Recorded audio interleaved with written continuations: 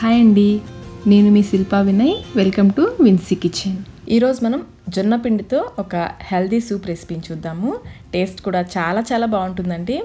పిల్లలు, పెద్దవాళ్ళు, బరువు తగ్గాలనుకునే వారికి, డయాబెటిక్స్ ఉన్నవారికి ఇలా ఎవరైనా సరే హ్యాపీగా తీసుకోవచ్చు. చాలా టేస్టీగా ఉంటుంది. అలాగే మన ఛానల్లో రాగి సూప్ కూడా ఉందండి. మీకు కావాలంటే లింక్ డిస్క్రిప్షన్ బాక్స్లో ఉంచుతాను, ఒకసారి చూడండి. సమ్మర్ కూడా వచ్చేస్తుంది కదండి. ఈ సూప్ వల్ల ఒంటికి చలువ కూడా చేస్తుంది. మరి ఆలస్యం చేయకుండా ఈ సూప్ని ఎలా తయారు చేసుకోవాలో చూసేద్దాం. ముందుగా రోట్లో 1 టీ స్పూన్ జీలకర్ర, ఒక చిన్న పచ్చిమిర్చి, ఎక్కువ వేసుకోవద్దండి, చిన్నది ఒకటైతే సరిపోతుంది. అలాగే 1/2 ఇంచ్ అల్లం ముక్కను కూడా ఈ విధంగా ముక్కలుగా కట్ చేసి వేసుకుని కచ్చాపచ్చాగా దంచుకోవాలి. ఈ విధంగా దంచుకొని ఒక గిన్నెలోకి వేసుకొని పక్కన పెట్టేసుకోండి. ఈ పేస్ట్ వల్లనే సూప్కి మంచి టేస్ట్ వస్తుంది. ఇప్పుడు ఒక గిన్నెలో 2 టేబుల్ స్పూన్ల జొన్నపిండి వేసుకుని కొంచెం నీళ్లు పోసి ఉండలేమీ లేకుండా కలుపుకోవాలి. ముందే ఎక్కువ నీళ్లు పోయొద్దండి, ఉండలు కట్టేస్తుంది. ముందు కొంచెం నీళ్లు పోసి ఉండలు లేకుండా కలుపుకోవాలి.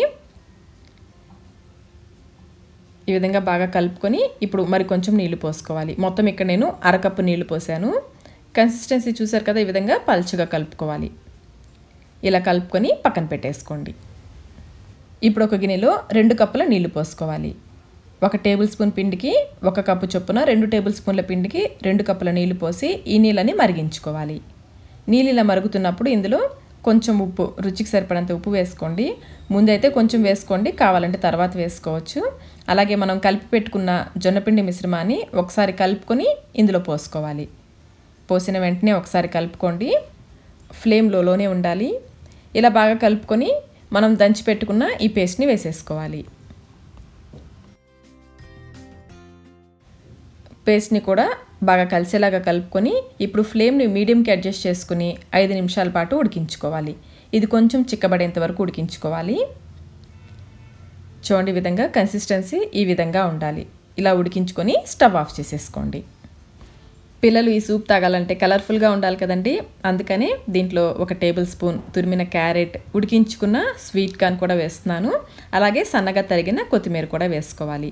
ఇవన్నీ వేసేసి ఒకసారి కలుపుకొని టేస్ట్ చెక్ చేసుకోండి. మీకు సాల్ట్ తక్కువ అనిపిస్తే వేసుకోవచ్చు.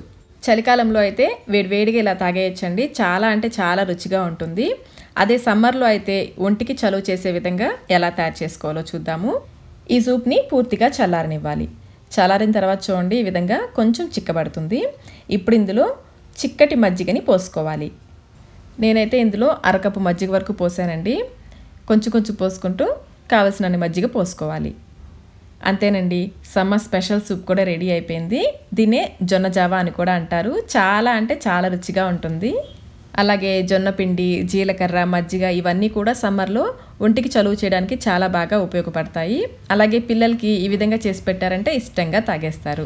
మరి ఇంకెందుకు ఆలస్యం, మీరు కూడా ఒకసారి తప్పకుండా ట్రై చేయండి. ట్రై చేసి మీకు టేస్ట్ ఎలా అనిపించిందో మాకు కమెంట్ రూపంలో తెలియచేయండి. ఈ వీడియో మీకు నచ్చినట్లయితే లైక్ చేయండి. మీ ఫ్రెండ్స్కి, ఫ్యామిలీ మెంబర్స్కి షేర్ చేయండి. Thank you.